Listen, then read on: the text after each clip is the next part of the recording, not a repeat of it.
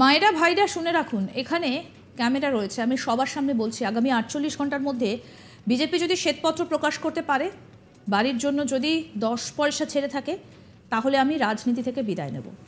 প্রকাশ্য জনসভায় বিজেপিকে ওপেন চ্যালেঞ্জ করলেন অভিষেক। বলছেন যে যদি তারা শ্বেতপত্র প্রকাশ করতে পারে, তাহলে তিনি নাকি রাজনীতি থেকে বিদায় নিয়ে নেবেন। শুক্রবার ময়নাগুড়ির বার্নিশ এলাকায় অভিষেক ব্যানার্জির সভা চলাকালীন বিজেপিকে ফের একবার চ্যালেঞ্জ ছুড়ে তিনি বলেন, মায়েরা ভাইরা শুনে রাখুন, এখানে ক্যামেরা রয়েছে। আমি সবার সামনে বলছি, আগামী 48 ঘন্টার মধ্যে বিজেপি যদি শ্বেতপত্র প্রকাশ করতে পারে, বাড়ির জন্য যদি 10 পয়সা ছেড়ে থাকে, তাহলে আমি রাজনীতি থেকে বিদায় নেব। শুনুন কি বললেন অভিষেক বন্দ্যোপাধ্যায়। এরা শুনে রাখুন, ভাইয়েরা শুনে রাখো, এখানে ক্যামেরা রয়েছে।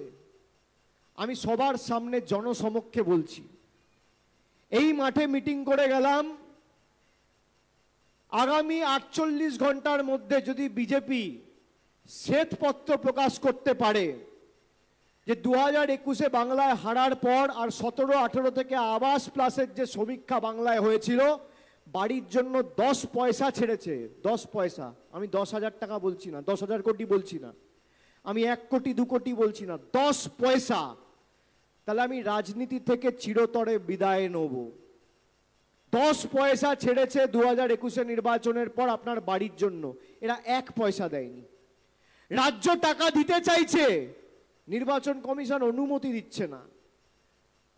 ভারতবর্ষের প্রধানমন্ত্রী বলে, না খাউঙ্গা না খানে দুঙ্গা। বিজেপির আসল মডেল কি? না খাউঙ্গা না খানে দুঙ্গা নয়, না ঘর বানাউঙ্গা না ঘর বানানে দুঙ্গা।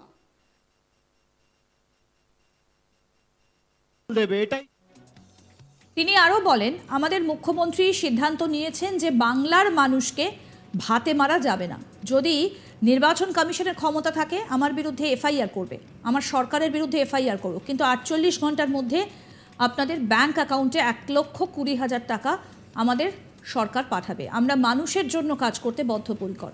আর যারা আংশিক ক্ষতিপূরণ হিসেবে 5,000 টাকা পেয়েছেন, এখন নির্বাচন বিধি চলছে বলে আমিও দলের তরফ থেকে কিছু করতে পারবো না, কিন্তু নির্বাচন শেষ হয়ে গেলে টিএমসির তরফ থেকে আপনাদের 20,000 টাকা করে সাহায্যের হাত আমরা বাড়িয়ে দেব। আমি কথা দিয়ে গেলাম, আমি হাওয়ায় কথা বলি না। আর কি বললেন এদিন অভিষেক বন্দ্যোপাধ্যায়, শুনুন।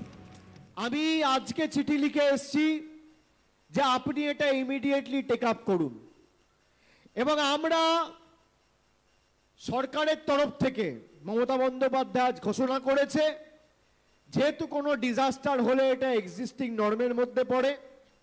এই 500 পরিবার যারা সম্পূর্ণ ক্ষতিপূরণ হিসেবে 20,000 টাকা পেয়েছিলেন, কারা পেয়েছিলেন একটু হাত তুলবেন, হাত তুলবেন, হাত তুলে রাখুন, নামাবেন না। আপনারা 20,000 টাকা পেয়েছেন। আমাদের মুখ্যমন্ত্রী সিদ্ধান্ত নিয়েছে যে বাংলার মানুষকে ভাতে মারা যাবে না। যদি নির্বাচন কমিশনের ক্ষমতা থাকে, আমার বিরুদ্ধে এফআইআর করবে, আমার সরকারের বিরুদ্ধে এফআইআর করবে, কিন্তু 48 ঘন্টার মধ্যে আপনাদের ব্যাংক অ্যাকাউন্টে 1,20,000 টাকা আমাদের সরকার পাঠাবে।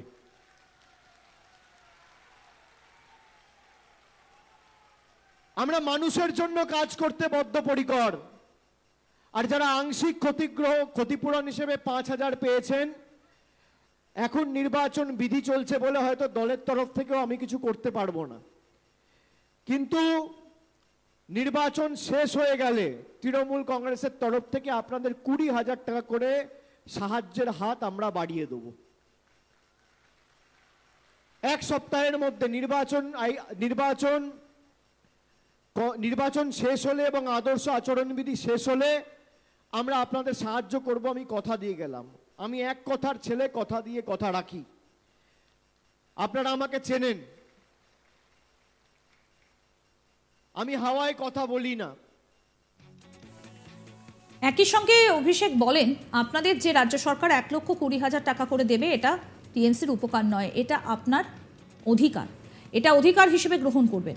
আপনি যাকে ইচ্ছে ভোট দিন, পরিষেবা টিএমসি দেবে, এটাই টিএমসি। আপনার সুখে আপনি টিএমসিকে পাবেন না, কিন্তু আপনার বিপদে জীবন বিপন্ন করে কেউ যদি পাশে থাকে, সেটা টিএমসি, এটাই পার্থক্য।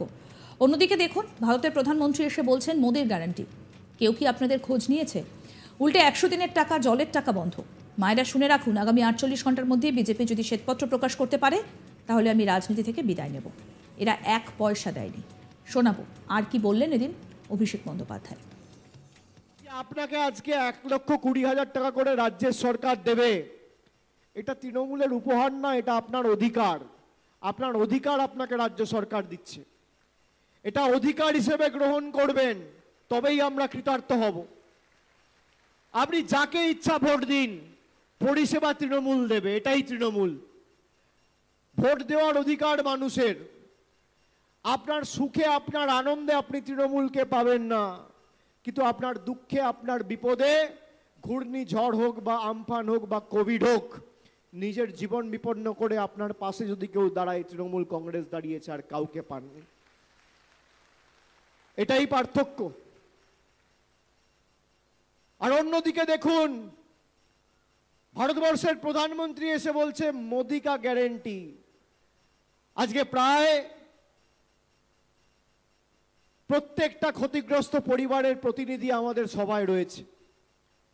কেউ হাত তুলে বলতে পারবেন প্রধানমন্ত্রী একবার আপনাদের খোঁজ নিয়েছে?